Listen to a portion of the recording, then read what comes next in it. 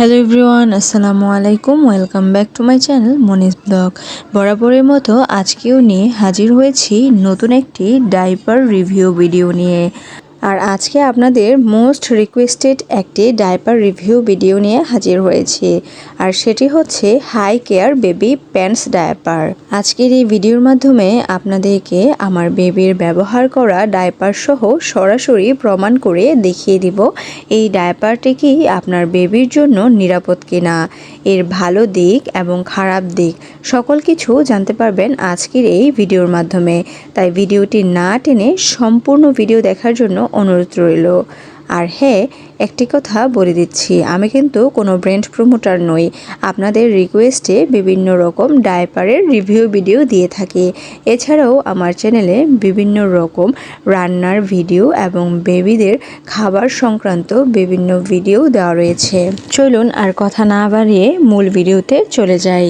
High care baby diaper recommend করে এতে ওয়েটনেস indicator দেওয়া রয়েছে, যাতে করে কালার পরিবর্তন দেখে সহজেই বোঝা যাবে ডাইপার পরিবর্তনের সঠিক সময়। এছাড়াও এতে 1200 মাইক্রো হোলস রয়েছে, যা ফাস্ট অ্যাবজর্ব টেকনোলজি।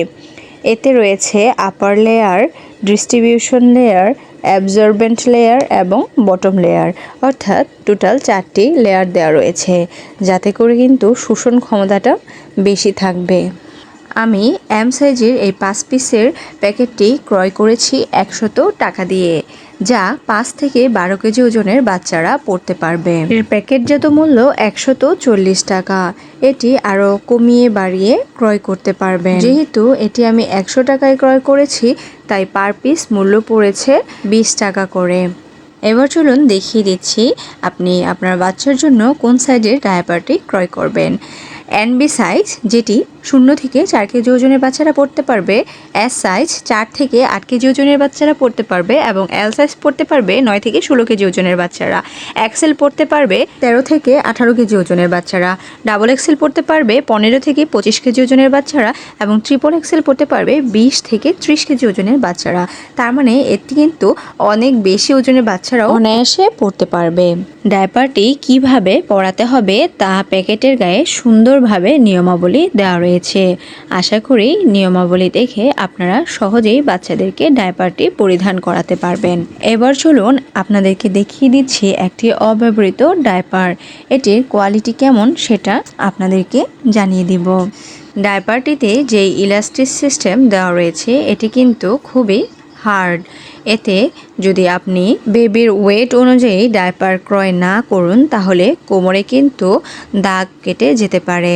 তবে কিছু কিছু ডাইপার রয়েছে যেগুলোর ইলাস্টিক খুবই নর্মাল থাকে, এতে করে ডাইপার পরানোর পর কিন্তু কোমরের দিকটা ছিঁড়ে যায়।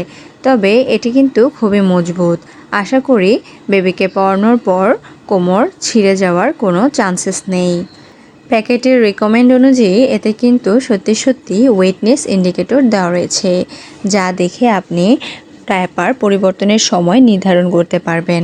ডায়াপারটির ভিতরে কিন্তু ডাবল লিকেজ গার্ড দেওয়া রয়েছে এবং লিকেজ গার্ডগুলো কিন্তু খুবই মজবুত, একদম পাতলা নয়।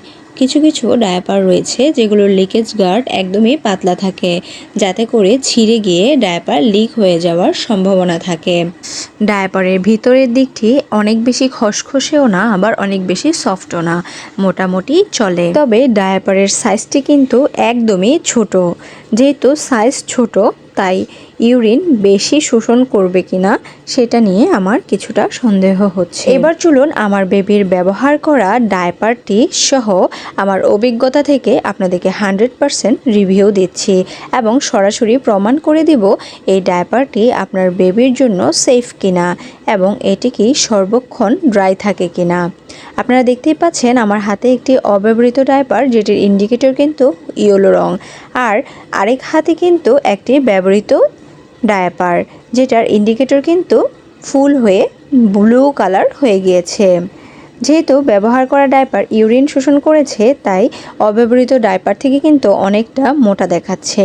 আমি যখন হাত দিয়ে ভিতরের দিকে টাচ করছিলাম, আমার হাতটা কিন্তু একদমই ড্রাই ছিল, কোনো ভিজে ভাব পাচ্ছিলাম না। এবার একটি শুকনো টিস্যুর সাহায্যে ডাইপারটি পরীক্ষা করব।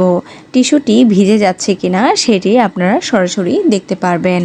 আমি যখন টিস্যুর সাহায্যে ডাইপারটি পরীক্ষা করছিলাম, টিস্যুটি কিন্তু একদমই ড্রাই রয়েছে, অর্থাৎ এতে কোনো ভিজে ভাব নেই। তবে এই ডাইপারের সবথেকে খারাপ দিক যেটা আমার কাছে লেগেছে সেটি হলো অনেক অল্প সময়ের মধ্যে কিন্তু ইউরিন ইন্ডিকেটরটি একদমই ফুল হয়ে যায়। তবে সব বাচ্চাদের ক্ষেত্রে কিন্তু ডাইপারটি সমান সময়ে লং লাস্টিং হবে না, কারণ সব বাচ্চারা কিন্তু একই সময়ে ইউরিন করে না। অর্থাৎ কোনো বাচ্চারা ঘন্টায় 2 থেকে 3 বার ইউরিন করে থাকে, কোনো বাচ্চারা ঘন্টায় 5 থেকে 6 বার ইউরিন করে। তো যে বাচ্চারা ইউরিন বেশি করে তাদের কিন্তু 2-3 ঘন্টার বেশি এই ডাইপারটি লং লাস্টিং হবে না। আর যেসব বাচ্চারা ঘন্টায় 2 থেকে 3 বার ইউরিন করে তারা কিন্তু 4 থেকে 5 ঘন্টা অনায়াসেই ডাইপারটি ব্যবহার করতে পারবেন। আমার বাচ্চা যেহেতু ঘন্টায় 4-5 বার কখনো বা 6 বার ইউরিন করে থাকে, তাই এটি 3 ঘন্টার বেশি ব্যবহার করতে পারি না, ইউরিন ইন্ডিকেটরটি ফুল হয়ে যায়। তবে অন্য সব ডাইপারের তুলনায় এই ডাইপারটি অনেক অল্প সময়ের মধ্যে কিন্তু ইউরিন ফুল হয়ে যায়। কিন্তু যতক্ষণ না পর্যন্ত ডাইপারের ইউরিন ইন্ডিকেটরটি ফুল হয় ততক্ষণ পর্যন্ত কিন্তু ডাইপারটি একদমই ড্রাই থাকে। এই দিক থেকে আমার ভালো লেগেছে ডাইপারটি। তবে যেহেতু ডাইপারটি লং লাস্টিং হয় না, তাই আমি যদি একদিনে ডাইপার ব্যবহার করতে যাই তাহলে 7টা থেকে 8টা ডাইপার লেগে যেতে পারে, যা অনেক বেশি ব্যয়বহুল। তাই আমি পরবর্তীতে এই ডাইপারটি আমার বাচ্চার জন্য আর ক্রয় করব না। তবে যারা অল্প সময়ের জন্য ডাইপার ব্যবহার করতে চান তাহলে এটি কিন্তু ব্যবহার করতে পারেন। এটি যেহেতু ড্রাই থাকে তাই আপনার বেবির ঠান্ডা লাগার কোনো চান্স নেই।